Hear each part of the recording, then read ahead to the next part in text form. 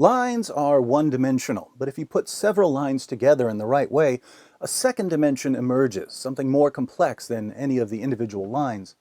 Human beings are complex creatures. We make decisions based on a variety of factors: genetics, upbringing, feelings, beliefs, desires, and so on. Much of what we do can't be explained in terms of one specific factor, so one-dimensional explanations of our behavior are often misguided. Take jihad. What causes jihad? Is it poverty? If so, shouldn't we see jihad among all poor people, whether Muslim or not? Is Islam the cause? If it were, wouldn't everyone who believes in Islam be a jihadist? One-dimensional explanations won't help us understand jihad because it isn't the result of one factor. It's the result of three. If you're missing any of the three factors, the new dimension doesn't emerge. But when all three come together, they form what we'll call the Jihad Triangle. First factor, belief in Islam. To become a jihadist, you have to believe that there is no God but Allah, that Muhammad is his messenger, and that you have access to the commands of Allah and Muhammad. Islam is foundational because if you don't believe in Allah, you're not going to wage jihad for him. You might fight for other things, but it won't be jihad. Second factor, knowledge of what Islam commands. You can believe in Islam without knowing that Allah commands Muslims to fight those who do not believe in Allah, or that Muhammad declared, "I've been ordered to fight people till they say there is no God but Allah." When I quote these passages to westernized Muslims, they generally have no clue what I'm talking about, even though I'm quoting Allah and Muhammad. But the jihadist is familiar with these kinds of passages, so jihadists aren't merely Muslims. They're Muslims who know that they've been commanded to violently subjugate unbelievers. Third factor, obedience. The world is filled with people who choose the path of least resistance, people who do whatever makes them feel most comfortable. But some people are wired differently. They are willing to do whatever they believe is right, regardless of the consequences. You can kill them, they won't back down. This character trait, when combined with certain noble values, gives rise to heroes, men and women who will lay down their lives to help others. But when it's combined with belief in Islam and knowledge of Allah's commands, it results in obedience and a willingness to fight the unbelievers and the hypocrites and be unyielding to them. So belief in Islam by itself doesn't produce jihad. Knowledge of what Islam teaches by itself doesn't produce jihad. Obedience by itself doesn't produce jihad. Any two of these factors combined without the third won't produce jihad.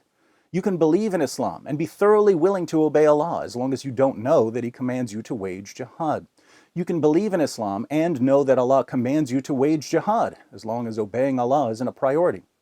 You can know what Allah commands and be the sort of person who's willing to lay down his life for what he believes, as long as you don't believe in Islam. Once we understand that the triangle requires all three sides, we can start to answer some of the more common questions about Islam and violence. For instance, we often hear the question, if Islam is violent, why are there so many peaceful Muslims? Well, most Muslims in the West only have one of the three sides. They have belief in Islam, but they don't know what Islam teaches, and even if you tell them what Islam teaches, they're not going to obey if it's something they don't like. My conversations with westernized Muslims usually go something like this. The Muslim says, "Islam is a religion of peace." I respond by quoting a bunch of passages from the Quran. Then the Muslim says, "You're ignoring the context," so I take him through the context. At that point, he calls me an Islamophobe and says there's no point in talking to me.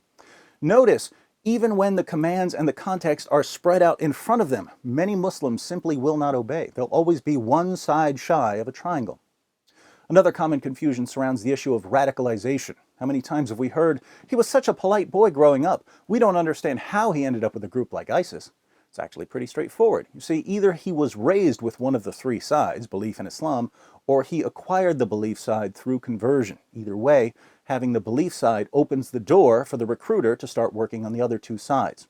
You think Allah wants you to live in peace with unbelievers? You got that idea from the unbelievers, not from Allah. Let me show you what Islam really teaches. With the second side firmly in place, the recruiter then shifts his attention to obedience. You think you get to pick and choose which of Allah's commands you obey, as if our religion is some sort of lunch buffet? Allah demands complete submission, and if you don't obey, you're not a real Muslim. You're going to hell. There are plenty of young Muslims out there who will resist the recruiter. Nothing will convince them to obey. But some will pack their bags and book the next flight to Turkey, one way. Now, is it just me, or is this really, really simple? What if we discussed that a 5-year-old couldn't understand? And if a 5-year-old can get this, why are politicians and the media so confused by jihad? As it turns out, there's another shape at work among politicians and the media. I call it the octagon of spinelessness. But I think we've discussed enough geometry for one day.